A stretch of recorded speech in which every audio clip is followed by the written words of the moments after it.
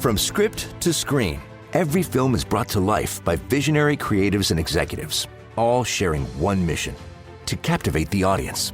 Hosted by award-winning movie strategist Kevin Goetz, our podcast, Don't Kill the Messenger, offers a filmmaking masterclass through intimate conversations with Hollywood's most influential voices. And now, your host, Kevin Goetz. Few people have shaped the independent marketplace the way today's guest has. Someone with a deep command of the global ecosystem of development, financing, and distribution.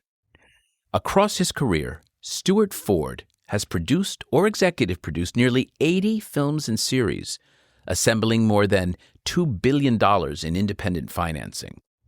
He's earned Variety's Achievement in International Film Award, been named one of The Guardian's 50 most influential people in global cinema, appeared multiple times in the Variety 500, and in 2023 received Variety's billion-dollar producer honor at Cannes.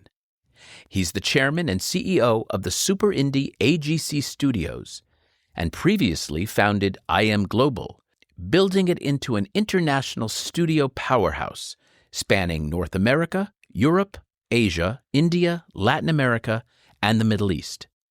Stuart, I'm very much looking forward to this conversation today. Thank you so much for joining me.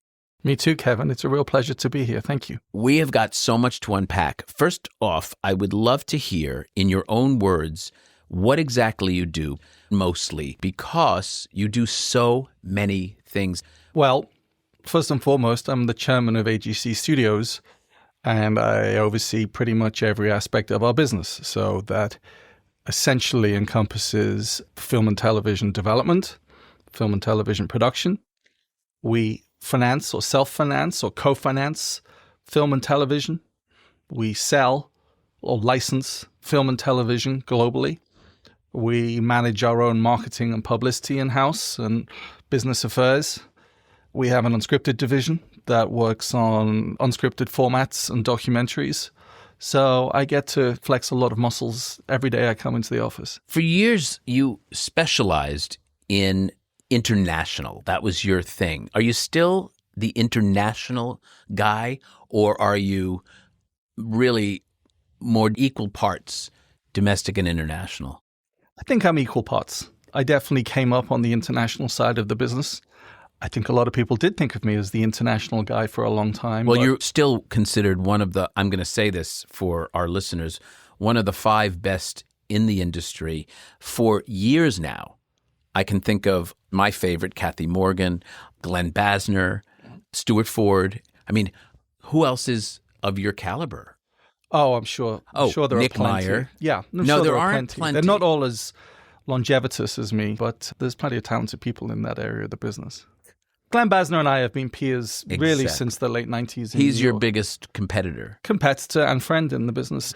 I moved to New York to work in the industry in the late 90s. He was coming up at a company called Good Machine, which subsequently became Focus Features. So we knew each other at an early stage in our career. And in fact, before I launched off from being a studio executive into the entrepreneurial world, Glenn and I talked at length at one stage about partnering together. And that would have been jumping formidable. Off together, yeah. That could have been really, really crazy. Well, we'll never know what might have happened. Okay, I want to go back because you said Glenn came up through Good Machine, which became Focus Features, and you, of course, came up through Harvey Weinstein and Miramax before it became the Weinstein Company. Yeah, I was a Miramax kid. Before that, I came up through the British film industry and the British independent sector. Go back to your British roots. You were born where? Liverpool, in the northwest of England. You're Liverpudlian. Absolutely. Damn, you and the Beatles, right? Yeah, there are others as well. I think Daniel Craig is a good shout, is a more famous Liverpudlian than me. Give me another one. Oh, famous Liverpudlians. Because you should know them all. Was it not all the Beatles, though? Were they? Yeah, no, they were all from Liverpool. Wow. Absolutely. Yeah. Incredible. Yeah, we're about to launch a Beatles TV show. It's a proud moment for me. You're going to tell me about all of it later on in the broadcast. I want to just talk about a young Stuart starting out in the world. Aspirations to be in the movie business? Absolutely none. In fact, truthfully, when I grew up and where I grew up, there was no path into the movie business. It never crossed my mind in the first 20 years of my life that I would ever go down. What did you start doing? I was very into sports when I was a kid. I was a good athlete. Let's just call out to your two sons who are both into sports. Both very good athletes, yeah. One in basketball and the other one is tennis. Player. Yeah. So yeah, I grew up as a very sporty kid and good academically. You kind of have it all going on, Stuart. But what did you think you were going to do later in life? Well, so I went to university. I went to Oxford to study law. And it was only at Oxford that I got my first sort of skirmish with the entertainment business because, of course, I met all these super cool, interesting people, some of whom were into music, some of whom were into theater. What did your parents do? My dad was in the software business, and my mum was a tax inspector. And siblings? Sister also went to Oxford a few years behind me and became a lawyer. So when I think of Liverpool, I usually think of, oh, you're going to hate me. Please don't write me letters, listeners. The other side of the tracks. Little bit. It was a rough, right? tough city, particularly in the 70s and 80s. Right, that's where I was going. But yet you both go to Oxford. That's pretty impressive.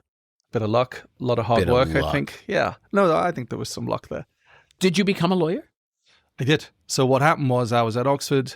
I didn't do a whole lot of academic work, as I recall, but I met all these cool people doing interesting things. I managed bands, managed comedians, sold merchandise. So that was my first inkling that I want to be an entrepreneur. And I was going to say, we know we can spot each other. Right.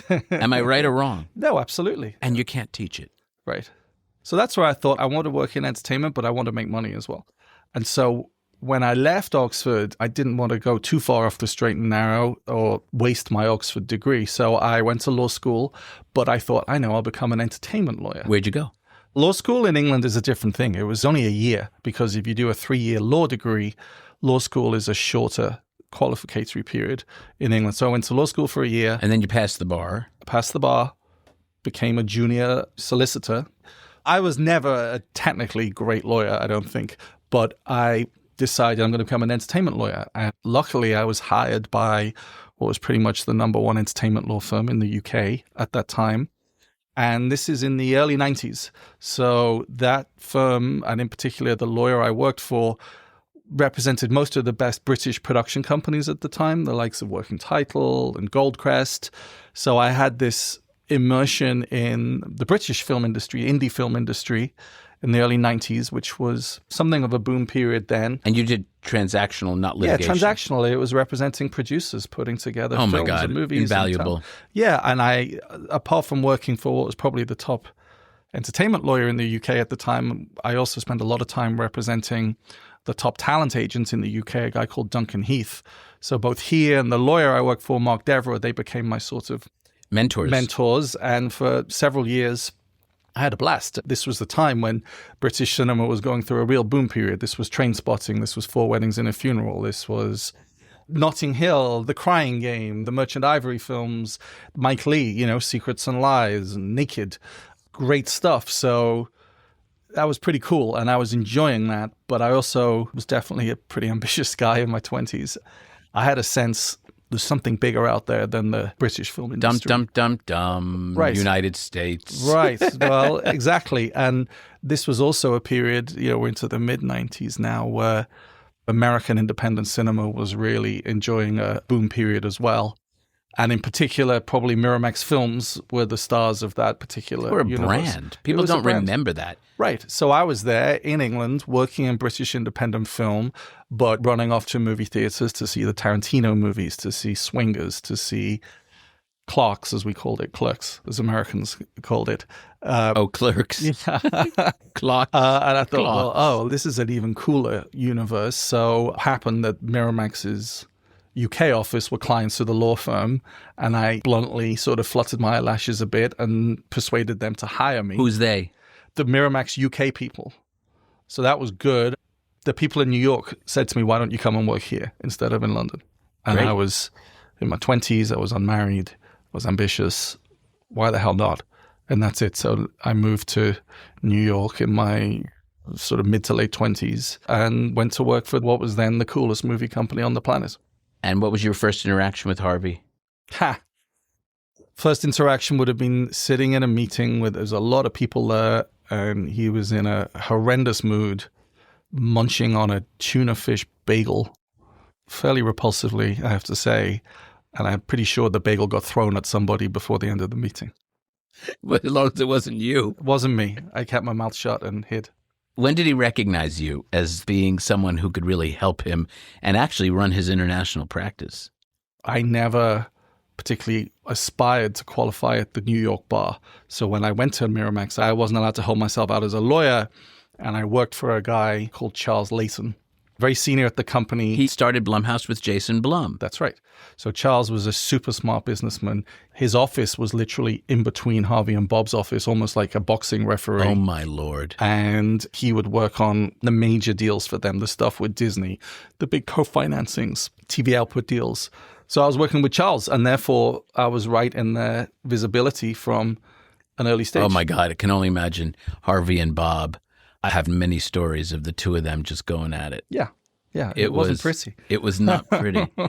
I was shocked. Imagine here's me, an Oxford-educated lawyer coming from the UK, and suddenly I'm in the jungle. This is the American movie business. Yeah. This is New York. This is the Weinstein brothers. And no one was better. Let's give credit where credit's due. No one was better than they were at that company at that time. At that time, they're at the top of their game as studio executives. You must have learned a ton, let's face it. Everything. That was my film school. What did you learn most from Harvey and or Bob?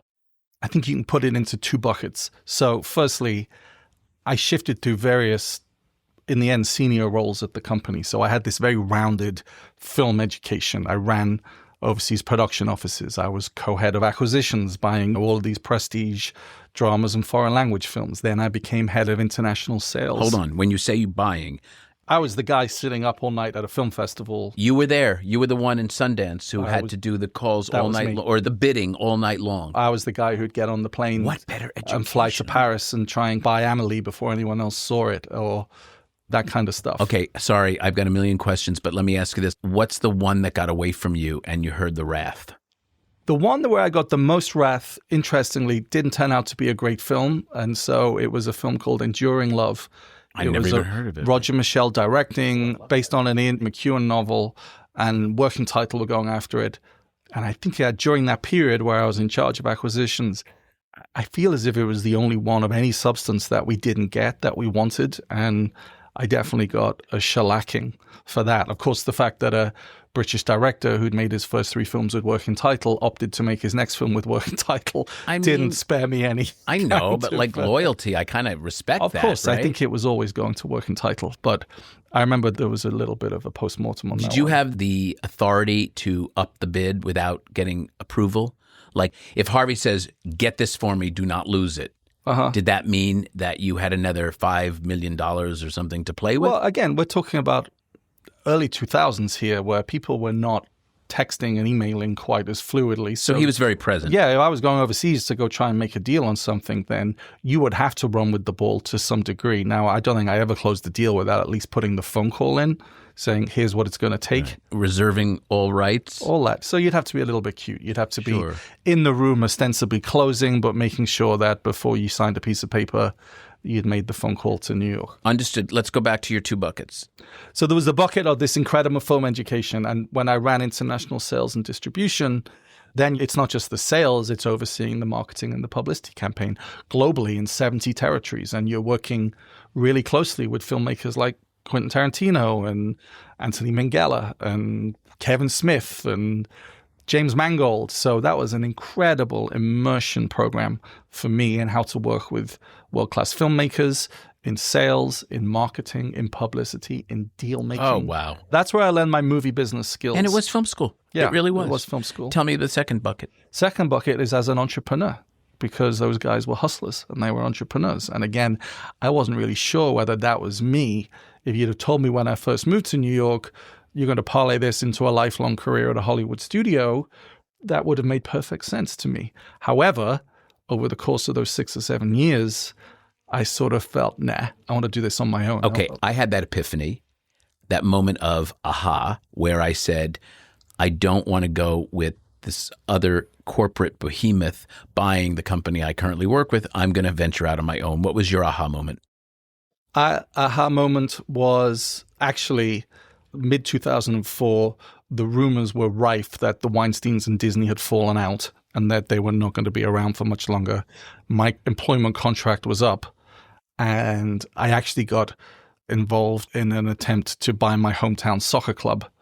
And so that gave me a good emotional reason to say, okay, I'm going to fly the Miramax nest. I'm going to get involved in this bid. And if it wasn't movies, they probably weren't that upset that you were leaving. Correct. That gave me Very smart. an exit. And also, I think Ted Lasso is your next step. Sort of, exactly. And that was a really fun ride. You know, my hometown soccer club is one of the biggest in the world. What is it? Liverpool. It's just called Liverpool? The Liverpool FC, yeah. FC, yeah. Yeah, it's one of the top 3 or 4 Division clubs in One. the world. Absolutely, yeah. So it was big news, yeah. And I had American partners, and these days, American owners have acquired a lot of the big European Did you do clubs.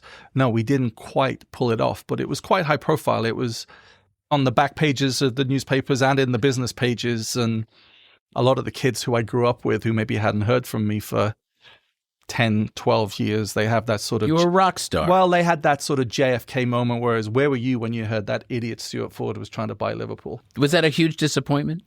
No, I was terrified we were going to pull it off. I had no idea what I was doing. Great line, Stuart. Yeah. I was terrified we were going to actually pull it off. But it also enhanced these sort of entrepreneurial feelings that I had. So my wife and I talked about it, and we were living in New York at the time, and it was a case of, are we going to move to Europe so you can jump into the soccer business with both feet?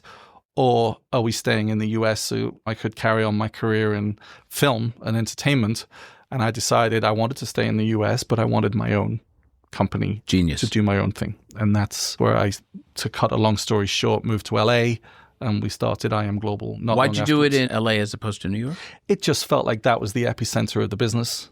And New York had been a hotbed of indie film during that period. Sure. But I felt as if, okay, I've done New York.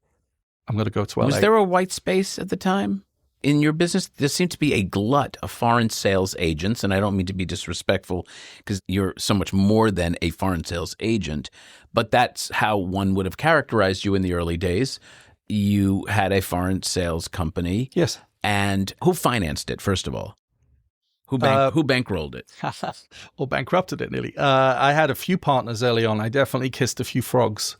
I had a German public company called International Media Gruppen AG. Was that during the Neuro market? Yes. And the insurance scheme? They had real problems, and 6 months into the life of IM, that was the International Media Gruppen, they hit a massive wall, and I lost my partners very quickly. I had a few other dubious characters circling around the company. It was a scheme. I've been doing almost 4 decades. You're 3 decades plus now. Mm-hmm. And the truth is, we've seen scheme after scheme. They come, they're successful. They usually rob or rape the business, and then they leave. And somebody loses a lot of money. Yeah. Time and time again. Am I right? Absolutely. You see that cycle again and again. So maybe I proved my entrepreneurial chops a little bit, but I borrowed $5 million from a hedge fund in London, basically picked up the baton and started running like hell. How did you get $5 million? Had you had any track record in the beginning? I mean, really, all I had was my pedigree as a former studio executive. Wow. And there was still the halo effect of Miramax in those days as well. So I think it was largely based on that and a little bit of personal friendships and stuff. But that was... And I venture to say they got their $5 million back and then some.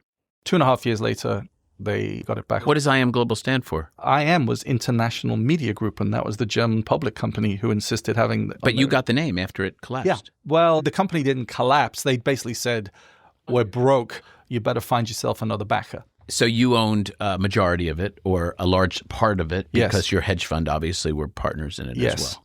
And so we ran with the ball for a couple of years, and then we built a little bit of headway as a sales agent, and then there were 2 films that really broke out the company. What were they? First one, which was more of the kind of film that we used to handle in the Miramax days, which was Tom Ford's directorial debut, A Single Man. That did well? Yeah, it did very well. We did very well with it internationally in the foreign sales marketplace. And I think the film was beautifully reviewed. Even though it was a stunning film, first of all. But I don't recall it being a breakout hit. Domestically, it didn't particularly work, no. And what was your second one? So the second one was Paranormal Activity. I think I've heard of that one. Paranormal Activity had a long journey to the big screen, as you know. It was Slamdance before it was Sundance. Right. It was bought by DreamWorks at Slamdance. For like some crazy, like $250,000, I think. Well, yeah, because they really wanted it just for a remake. Exactly. They weren't even going to distribute it. At some point, not very long after, I think maybe 6 months after Slamdance, and the film was totally in limbo at DreamWorks. Nothing had happened. I was asked to watch the film, and I watched it in a conference room, bright strip lighting. There was something there, something unsettling about the film, even though obviously it was a less than ideal viewing experience. And the producers were sort of really flailing around, trying to find some way to show DreamWorks there was a movie there. There was something to persevere with. And I made an offer for the international rights on the film. You remember what you paid for him? $250,000. That was in addition to the $250,000 that DreamWorks had paid? Yes, for the domestic and the remake rights, exactly. I see. And would you have had kissed into the remake rights had they remade it? No. Did you get all the sequels and all of that as well? We got a participation. Wow, it's incredible. Yeah. Incredible story. Jason Blum, who's been a guest here and a dear friend, I think said it was going to home video and it was sold. I think, wasn't it Stars? I mean, maybe they did a Stars deal and that bolstered them to then exactly. go and he begged exposure. them to get it out of what was essentially not turnaround, but to get out of the deal by paying the deal off. And then getting the movie back, some version. There was a campaign. Jason, who takes a huge amount of the credit for having the vision to see what that film could be, he was constantly bombarding DreamWorks, saying you got to do something with this. And then I think we played our part because Paramount acquired DreamWorks, and the film was now over at Paramount, but still in limbo. And we decided to, although ideally we'd have had some kind of US release to tell foreign buyers about, we decided at the American film market that year, screw it, let's screen the film for foreign buyers. And we orchestrated a midnight screening of the film in Santa Monica using my own old Miramax tactics, tried to pump it up a bit, loud rock music playing in the auditorium. We wouldn't let the audience in until 5 minutes before the theater. So as the foreign buyers were showing up, there's a line of people 2 blocks long to get in, like what's going on here? And of course, the film in a packed movie theater played through the roof. Well, also it did not have its ending yet, its final ending. Its final ending, that's right. And Good memory. That's when I came in. Okay, that's right. Saw it, and who was the person, if you remember, who suggested that final ending? Well, I'm going to say Kevin Goetz. Yeah, Steven Spielberg. Was it? It was Steven Spielberg who saw it and said, you need to do this or this. And apparently they did this reshoot. It came back. We tested it. It came up 15 points, 20 points. And that's when Paramount decided, okay, we'll give it a go now. We'll release it. It shows you, listeners, just how much all of us have a little bit of input from all these different touch points. What do they say? Success has many parents. Right. Absolutely. And that film somehow wiggled its way through to become... But it did take a lot of us to do different things on it. I think Jason should take most of the credit. Yes. You benefited greatly. I didn't realize you took those rights. Genius. Bought me a house, and 2 years later we sold the company to Reliance, the big Indian conglomerate, which actually, to join the dots back to Spielberg, they had also invested in DreamWorks. And IM Global was their slightly off the radar little independent acquisition. I used to call myself the flea on the elephant's ear to Spielberg. And so now I'd sold the company, I'd made money, we'd built some headway, and things were getting interesting. When we come back, we're going to continue to talk to Stuart about his life continuing with IM Global and then starting his next iteration. We'll be back in a moment.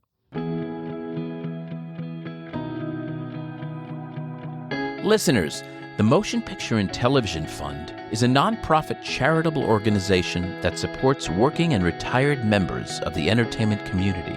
This wonderfully run organization offers assistance for living and aging with dignity and purpose in the areas of health and social services, including temporary financial assistance, case management, and residential living, and has been a crucial lifeline to thousands during and beyond critical times that our industry continues to experience.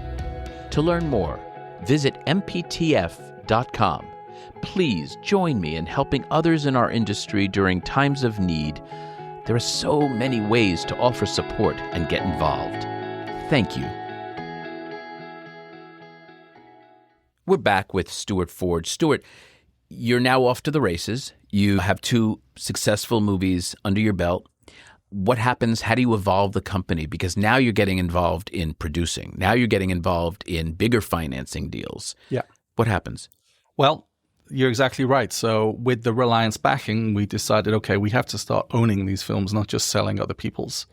And again, that's where I think the entrepreneurial drive and zest comes from, because it becomes a much more interesting business when you're not on the hamster wheel of make a movie, sell a movie, make a movie, sell a movie, is make a movie, own a movie forever. And what were some of the early movies that you owned?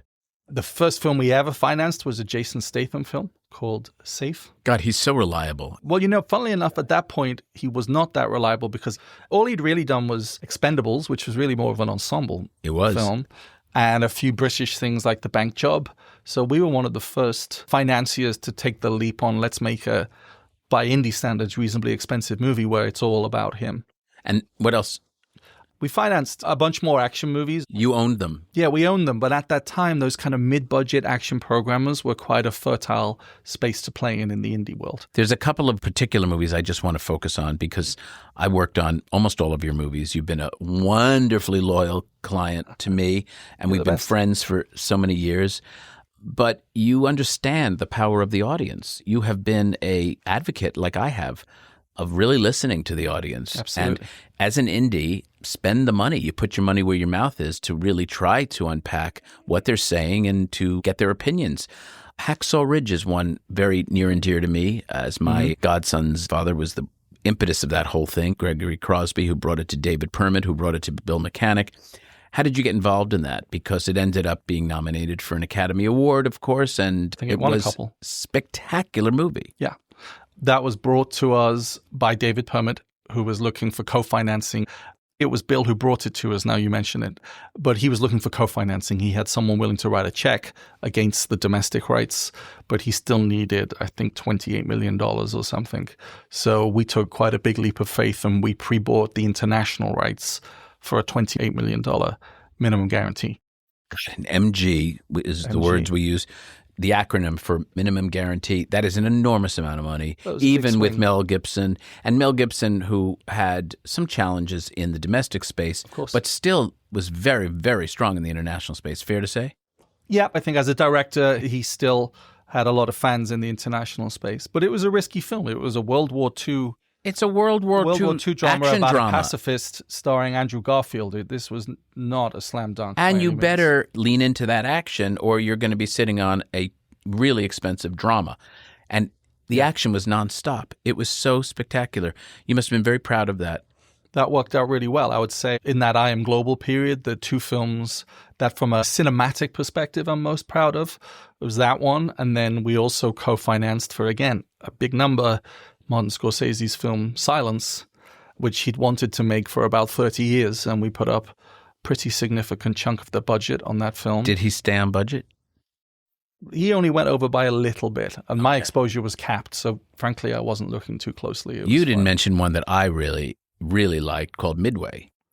Midway, so that was an AGC film. Okay, so then perfect segue to get to AGC. Yeah. Because I want to move this along because we could stay here literally for 5 hours and feel like time just... movies, yeah. Tell me about how you got into AGC. You ultimately sold I Am Global and the reliance of it all, correct? Yeah, so Reliance and I sold I Am Global, if you like, for a third time. There's a hedge fund, then Absolutely. It was the Indians, Reliance. Then we sold it to a Chinese private equity group in 2016 for a fairly significant amount of money. And you had to stay on? I had to stay on, but not for long, as is often the case when the founder and captain of the ship is no longer in charge of the ship. Tensions arose, so I was out of there within a year. Good for you. Well, also, I was out of there with my then partners having not perhaps played things as well as they could have done. So I had no non-compete obstacles, no non-solicitation obstacles, and I was able to go out, raise capital pretty quickly, and go up the streets and start AGC Studios, which we did in 2018. 2018. Yes. And what are you most proud of with AGC? We're still here. It's been here, an unbelievably good times and bum times. I've seen it all. We've made nearly 45 films and TV shows. They're such impressive titles. Give me 3 of them. Hitman, Woman of the Hour. We made a great documentary, The Tinder Swindler, that's became a huge success. We made one of the biggest independently financed TV shows ever, Those About to Die, with Roland Emmerich. You mean it was about to die and you resurrected it? No, we made it, then it died. You made it and it failed? I don't think it failed. It did quite well internationally. It didn't do well enough domestically to justify a second season. But you came out okay? We came out really well. We made maybe a 7 or 8% margin on 10 hours of television at $15 million an hour. We did just fine. What about Moonfall? Moonfall, we weren't a financier on, we were a seller. So I'm not sure whether the financiers of that film have recouped yet, but we did okay, frankly, out of sales fees. Is the pre-sale market dead? No, absolutely not. Not? No, the pre-sale market's very much alive and kicking. We're making 5-6 films a year using that model, but it has evolved. Tell us how it's evolved, because it used to be, oh my Lord, AFM or any of those markets where you would come in with a letter from some star that would enable you to bank these projections. That doesn't exist anymore, does it? No. That's, I think, in the wild west of when it first started. Yeah, I first got into the foreign sales business when I was at Miramax, running Miramax International. So as you could imagine, by then it was a pretty evolved, sophisticated business. We were doing $500 million a year in international sales, and it was all about, in the Miramax way, the presentation, the marketing campaign, the publicity, it was all about showmanship, but it was also about showing distributors why this film was a good bet for them to take. It was making them believe this film is an asset, not a risk.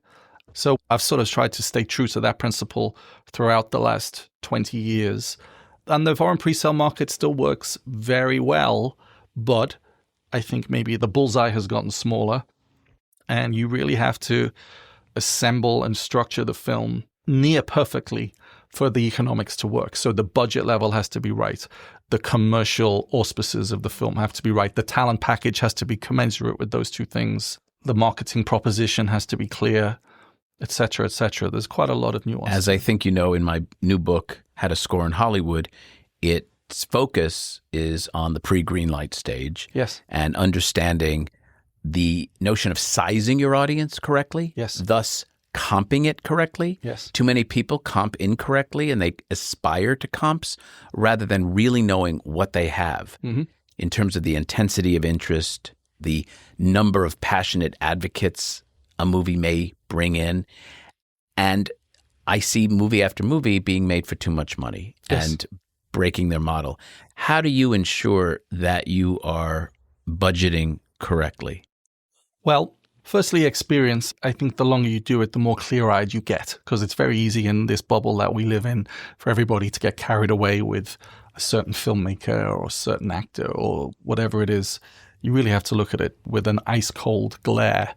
You have to understand the true financial potential of the film in the current landscape today, and you have to take a responsible attitude towards risk. And you asked before, why am I still here? Well, I think one of the things is that I've learned over the years to assess and manage risk, but by doing that in a relatively clear-eyed, I hope sophisticated way, that also then allows you to take creative risk, because financial risk and creative risk go hand in hand. Tom Rothman speaks about that very much in the book. Right. And you can't really take creative risk, particularly in the current economic environment, without taking some financial risk. So you have to find a way to marry the two in a way that's going to work. What's a time when it didn't work for you? You just broke your own model, or it broke the model because you didn't follow your gut? Didn't follow our gut. Oh, there's been a few. Or your spreadsheet, quite frankly. Yeah. There had to be something that you feel like, I love the movie, but I just made it for too much money. Yeah. We made a film called Poolman, Chris Pine's directorial debut, which was a risky film. And I was happy with it going in. This is a risky movie. It's a screwball noir comedy that's an homage to 70s cinema. That's a pretty esoteric first film for an actor to write and direct. Oh, he wasn't in it. He was in it. He was in it. Oh, so that helped. Well, if you weren't in it, would you have done it? No. But it was always risky. But I really liked Chris tremendously as a partner and as a filmmaker. And I allowed myself maybe to just drink the Kool-Aid by 10%, 20% on That's how much you lost. That's how we lost. That's the difference between... I love that. And I love the honesty because it's only going to help people. I will say that you essentially broke your own model. Yeah. And I think that is what's really important here. If you stick with it, I have a theory, Stuart, which you may think is a little hyperbolic, and perhaps it is. Every movie, if made and marketed for the right price, should make money. Every movie. Because I've worked on over 5,000 titles. And what I've learned is there is always an audience, maybe for 1, maybe for 10, maybe 100. Yeah. But if you know that, you better make the thing for $10,000, or you make it for 11, you're going to lose $1,000. Do you understand? Absolutely. And most people will say, how many times in your career have you heard, Stuart, you're not going to believe this, the budget, it's only 1.2. And you're like, well, that could be 1.1 more than it should be. Yeah. I often hear we could make this for less than $15 million. And I think, yeah, you should make it for $10 million, less than $15 million. That is a great line. Yeah. And I use it all the time, I must say. Not that particular case, but very similar. When I go into film schools, I said this a number of times, I'll kind of trick the students. I'll get one little sucker from the class of 60 and I'll say, who's going to pitch me a movie? And someone will pitch. First, I say to them, who is this movie for? What do they always say? For everybody. Exactly. But it's not for everybody, because then I ask the class, okay, I'm going to give you some choices here. Based on this concept, I'm going to read the concept. I'm definitely interested in it, probably not, or definitely not. And you'll see who's definitely interested. 3 hands go up. One is his roommate and the other one's a frat brother. And the guy who pitched it. 10 hands go up of probably interested, probably not, maybe 36 hands. Yeah. And usually they don't hate on other students. You get maybe 2 or 3 at the end or whatever. You get where I'm going? So they see in front of everyone that they're A, they don't have a movie for everybody. And B, they don't even have buy-in from that many people who are positive about it. Yeah. And I say, what's your budget? They say $4 million. I said, where did you get that? Well, my friend is a line producer and he did a budget for me. I said, but based on what? Based on what? Yeah. And again, it could be $3.8 million too much. Yeah. Look, there's always push-pull in that area. One of the privileges of what I do is I get to work to partner essentially with often world-class filmmakers in finding a way for them to make their film. Fair play. But in fact, you used a phrase just then, which I really appreciated. I just don't think that if they are missing that much, they're certainly not asking the right questions, and they don't have the right makeup to do what you're suggesting of having the fiduciary responsibility along with the creative vision. You need both. You do need both. And if you don't have one, you're going to lose money, most likely, because it's a hard business to make money in. Right. But it's interesting. There are filmmakers who do, sometimes unexpectedly so, but I made a movie with Doug Liman a few years ago, and Doug's used to doing huge studio films. I think that guy's a genius, by the way. Right. He got it, and we made it for the right number, and we made money on the film. I made a movie with Ron Howard recently. Which one? Eden.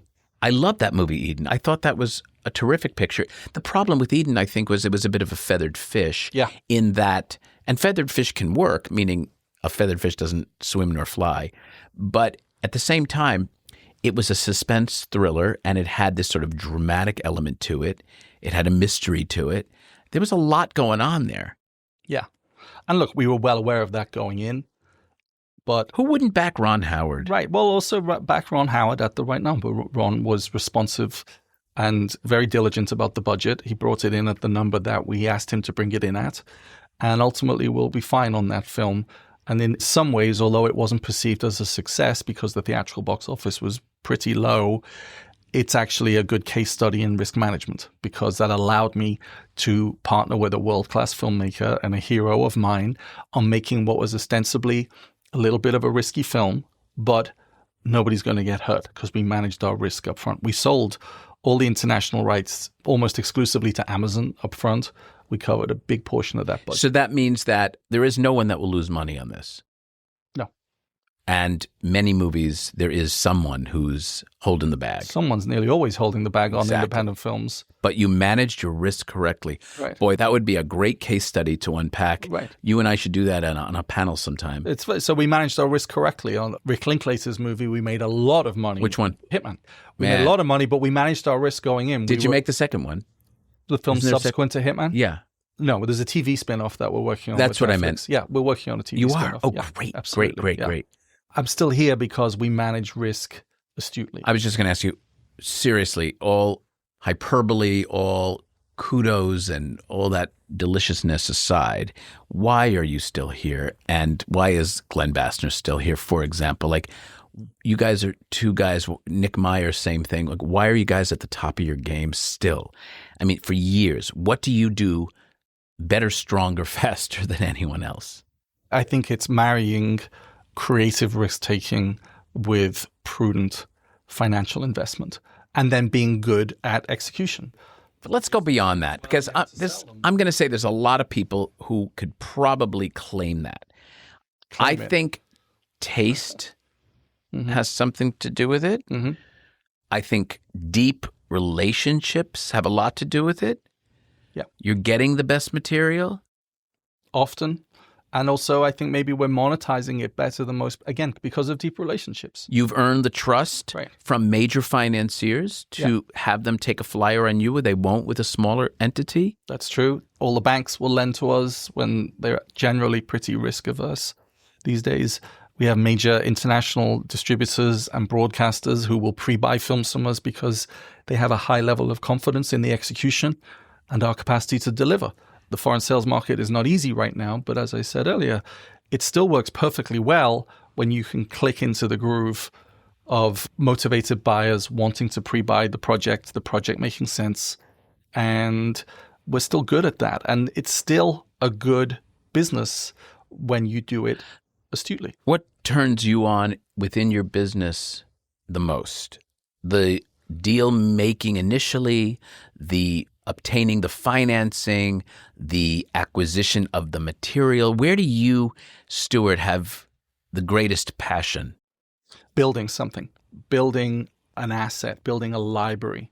Oh, you mean the macro of it? Well, absolutely the macro. So the company of it. The company of it. But then also it's the body of work. They're one and the same. We have a library. We've only been around for 6 years or so, but we own about 40 films and TV shows. Do you really already? Yeah.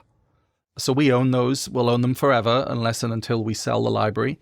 And also I can look at that and say that's a body of work that we created or certainly helped create in a material way. And I find that motivating. And then, of course, as a business person, the fact that you're creating an asset that is worth tens of millions of dollars, hopefully hundreds of millions of dollars one day, that's a good way of getting yourself out of bed in the morning. Let's talk about our business. Mm-hmm. It's changing before our eyes. Yes.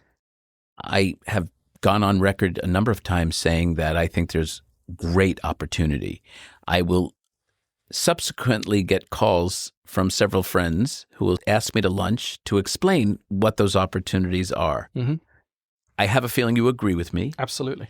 I'd like to know where you think they are and where you think this business is heading in the next 3 to 5. I'll talk in the context of the independent film business because ostensibly that's what I know. I'm actually optimistic about the independent film business. It has always reinvented itself. It is a business that almost by definition operates outside of the mainstream studio system, or these days the studio and streamer system. And although in times of change, I think independent film sometimes feels the pressure or feels the pain first, it's also the first to adapt. And I think the business model of independent film is evolving. I think it will continue to evolve. And I think there's a good business model at the end of it for those of us who can get to the next leg of the journey. Is the studio system dead? It's not dead, but it's not expanding. I think it's a tentpole business. It's an event movie business. Period, full stop. That's it. And however many studios, we will be left with 3 or 4. They'll put out 12 tentpoles a year. That will be the studio business. The studios have more or less abdicated the universe of intelligent movies for adults. Yeah. Independent film has always prospered in that respect, and I think is going to grab the mantle even further. And I think there are audiences globally for authentic voices, original voices, intelligent voices. Well, I think the word event is something you used. I think studios are in the business and will be in the near future in the business of creating event movies that justify people leaving their homes to go see. Yes. And that might be a movie for everybody, most likely will be. Yeah. In the case of recent hits like Wicked for Good and Zootopia. At the same time, there are some movies for somebody that could be studio movies that are maybe geared for older and younger men or older men and older women. Yeah. But the notion of a lot of the movies that you have made and continue to make are what I call psychographically driven movies that are attitudes and behaviors, and you don't need huge marketing spends to find them. You can get them more strategically, more surgically, more digitally. Yes. And that's a great boon for your business, because I would imagine that the studios are basically distribution entities principally and content suppliers secondarily. Yes. Where you become the content supplier principally and can use multiple mechanisms for your distribution, studios being one of them. Right. The theatrical business for independent films is going to be about getting people's attention, but you only need the attention of the people you need to see the film. You don't need everybody's attention the way a mass market studio it's so film funny. works. I say that constantly in defense of Netflix, which I think do an amazing job. And people say, well, the quality of the movies. And I say the quality of the movie is great for what you need to see and for what you're supposed to see. Yeah. I said, what do you mean by that? And I said, we're not meant to see every movie on Netflix. The design of that company is there are so many different audiences and they're making movies for different people. Yeah. And so, as I said, there's an audience for everybody. The sheer ubiquitous nature of that company is sort of brilliant because it has taken the replacement of what was, if you go back 40 years, network television. Yes, exactly. Which appealed to the masses. Yes. And then cable came in, became much more fractured and fragmented. Mm-hmm. And so that's what created more of the indie film. People sometimes make the misassumption that the indie film model was this monolithic thing that did just fine for 35 years and now it's broken. It was always evolving. You mentioned cable. Yeah, the advent of cable television in the 80s and 90s was what enabled people to start financing movies independently because they'd pre-sell those cable TV rights. And that wasn't network television. That was a little bit niche, but it was a revenue source. Then you had the home entertainment boom. People could pre-sell home entertainment rights. Then you had the foreign market boom. People started to pre-sell international. The model was always evolving, and it's evolving now. So, but far, far, far fewer outlets now is the only problem with the ancillary windows. I think that will change. So you're right. Where do they go? Where do they come from? The problem we have right now is production budgets are too high and P&A marketing costs are too high relative to the revenue that's likely to be obtained, certainly in the initial 3 to 5 years of the film's life cycle. You're right. But I believe, I think it's probably a given that production costs are going to come down. It's a given that as marketing becomes more scientific, more data-driven, marketing costs will come down. And I think the post-theatrical model will evolve so that there are more points of revenue. Where do they come from? Well, I think that the technology will evolve apart from anything else. Right now, the bane of the independent film sector is that the streamers who typically take that pay one streaming window have decided in the last few years they don't want to pay that much money for independent films. Or they're not fully exploiting. There's a point of which they only need it for X amount of time. Right. By holding on to it, they'd be far better to sell it to a third or fourth window. Absolutely. And I think there's an Is that happening more now, Stuart? Yeah. There's an irrefutable logic to the fact that streamers should not hold on to these rights in perpetuity worldwide. Are you seeing that happen? Absolutely. You can carve out free TV rights or AVOD rights or EST rights, split international territories. That is a big part of the future. It's evolving all the time. I think the streaming business will also get more competitive for independent movies. I'm actually quite bullish on the model for those of us that can stay in the game and keep doing good stuff for the next 2 or 3 years. I'm bullish on what you do, very much so.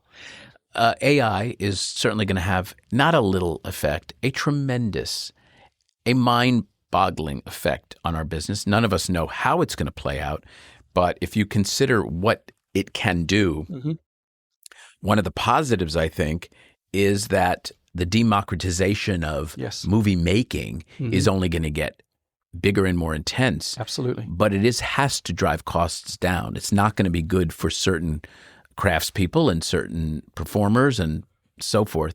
But at the end of the day, there's going to be a great deal of opportunity using AI to create all kinds of things. The barrier to entry is going to get lower. Exactly. But on a global basis as well. Let's not forget that. Oh, and homegrown product. Right. I just saw technology that's essentially, I can't imagine it not putting out the dubbing business. It's using the actor's voice to speak in Mandarin, in French, in Spanish, English, in Turkish. Which is just going to accelerate the accessibility of non-English language content coming into the US and English language content potentially proving even more popular overseas. Marry that to the fact that because of the lower barrier to entry in terms of production costs, you have, whether it's Latin America, whether it's Africa, where you have huge amounts of talent, but right now they are capital starved, or if you have the Middle East, where you have also rapidly evolving societal structures, a burgeoning creative class, states where the population is 70% of the people are under the age of 40, and of that 70%, 2/3 of them speak English perfectly. We're going to see so much more international filmmaking in the next 3 to 5 years and the next 10 years, which again, the independent film sector has always been the place where people take risks, where originality finds a pathway. And it's hard not to be super optimistic about the creative potential of that in the coming years. I agree. And the bar to quality has risen, meaning quality is a ticket to entry now. There's just too many great things out there. Good is not good enough. It hasn't been for a while. But even if you're making a movie, I talk about democratization of movie, you better be making a great movie. And there's going to be a lot of young stars out there, young filmmakers who are going to make great little movies. I mean, that's just the way of the world, isn't it? In terms of the talented ones will ultimately get through and succeed. But nobody wants to see subpar content on any platform. No one wants to see things that are, like in our day growing up, direct-to-video movie. That doesn't exist anymore. Everything's got to be great. Right. And so I think for my business, I'm excited about it because more testing, more aiming for the best version of whatever it is, which excites me a lot. Right. Let me ask you what you would say to a young person in film school today coming up in the world. What should they be doing? What should they be thinking about vis-a-vis where the world is going? Well, if they're a creative person, I think despite the business challenges, despite the audience fragmentation challenges, I think there's a evolving and increasing demand for authenticity and originality. And I think my advice would be never lose sight of that in your creative endeavors.